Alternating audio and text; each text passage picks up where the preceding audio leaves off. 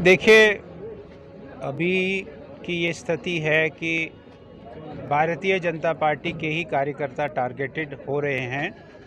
ये बड़ी बदकिस्मती है और मुझे लगता है कि ये जो हमारे यहाँ के इस प्रकार के सेपरेटिस्ट लोग हैं, सेपरेटिस्ट नेता है, वो बौखलाए गए हैं और उनकी ये बौखलाहट है कि वो भारतीय जनता पार्टी की जो अपने आप को देशभक्त कहलाते हैं, जो देशभक्त है, उनको ये टारगेट कर रहे हैं। भारतीय जनता पार्टी ने सरकार से बातचीत की है और सरकार ने बहुत सारी हमारे कार्यकर्ताओं को सिक्योरिटी भी दी है।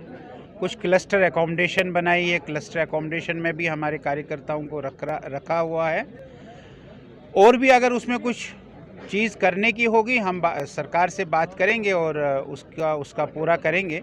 लेकिन हम अपने वर्करों को भी ये बता रहे हैं कि वो भी सावधानी बरते और उनके पास जो सिक्योरिटी का घेरा सरकार ने दिया है, चाहे एक है चाहे दो है, उनको भी वो अपने साथ रखें, उनको भी वो अपने से दूर नहीं करें। अगर किसी प्रकार की कोई दिक्कत आती है, हमने सब कार्यकर्ताओं को कहा कि हमसे बात करें या वो सरकार से कंसर्न SHO से, कंसर्न SP से बात करें कि भाई ये पर्टिकुलर जो सिक्योरिटी, हमारी पर्सनल सिक्योरिटी में जो आदमी है ये कुछ गड़बड़ कर रहा है तो वो ठीक हो जाएगा। लेकिन अभी आप देखेंगे जहाँ भी ये वारदात हुए हैं वो सब सिक्योर्ड थे, कुछ ना कुछ उनके पास सिक्योरिटी। लेकिन जब घटनाएं हुई, जब वारदात हुए तो सिक्योरिटी नदारत थी। एक आपको याद होगा कि नुनर में, गांधरबल में घटना घटी जहाँ हमारा सिक्योर्ड पर्सन, हमारा कार्यकर्ता बच गया और वहीं बेचारा शहीद हुआ जो उसकी सिक्योरिटी में था। उसने बहुत बहादुरी से उसका मुकाबला किया। हम अपने कार्यकर्ताओं को ये भी बता रहे हैं कि भाई आपको जो सिक्योरिटी कवच मिला है उसको अपने साथ रखिए। तो अगर हम बात करें सियासी जो यहाँ पर सूरत हाल है जम्मू कश्मीर में, वो काफ़ी उर्से से मुनक़िता है, मुअत्तल है, तो क्या आने वाले दिनों में या आने वाले महीनों में यहाँ पर सियासी दौर फिर शुरू होगा? ऐसा नहीं है, हमने तो कभी मुअत्तल नहीं किया है। आपको याद होगा पंचायत के चुनाव में जब हमारे यहाँ के इन संस्थाओं ने, इन पॉलिटिकल पार्टीज़ ने बाइकआउट की कॉल दी। भारतीय जनता पार्टी एक पार्टी थी जिसने कहा कि हम बाइकआउट नहीं करेंगे, हम इसमें हिस्सा ले लेंगे और वो हिस्सा हमने ले लिया। उसके बाद यहाँ BDC के चुनाव हुए और उसके बाद DDC के चुनाव हुए। जो DDC के चुनाव में हर व्यक्ति ने वोट डाला तो वो आपने देखा कि कितना बड़ा सब लोगों ने वो अपने वोट का हक का उन्होंने अपना वो उसका अधिकार का पालन किया और वो वोट डालने गए हैं। इसलिए हमारी एक्टिविटी तो शुरू से ही थी।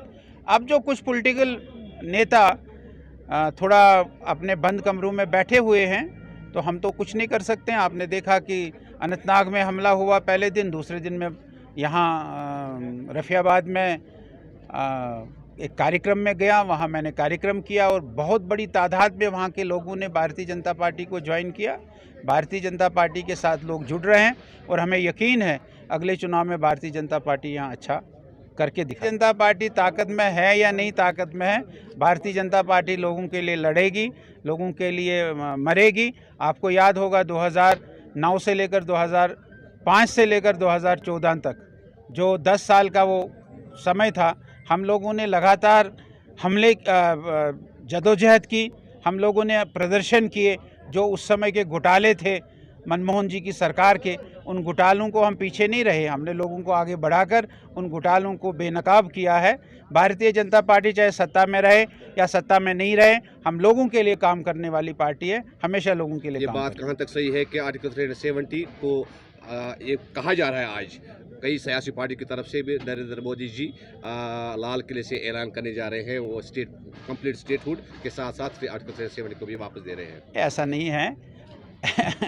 ये तो हंसने वाली बात है। देखो, भारतीय जनता पार्टी 1953 में बंगाल से एक भारतीय जनता पार्टी का प्रेसिडेंट चल के आता है, श्यामा प्रसाद मुखर्जी, एक निशान, एक विधान, एक प्रधान की जंग के लिए, और यहाँ अपनी शहादत देता है, यहाँ उसको मारा जाता है। भारतीय जनता पार्टी हर किसी चुनाव में जब अपना मैनिफेस्टो जारी करती थी, चाहे वो चुनाव केरल का होता था, चाहे वो चुनाव जम्मू कश्मीर का होता था, हमारे मैनिफेस्टो में होता था कि हम धारा 370 हटाएंगे। वो हटाई हमने, अब वापस लाएंगे तो हंसने वाली बात। स्टेटहुड तो कहा है हमारे गृह मंत्री जी ने, जब हालात ठीक हो जाएंगे स्टेटहुड भी मिलेगी। अभी प्रधानमंत्री जी मुझे नहीं लगता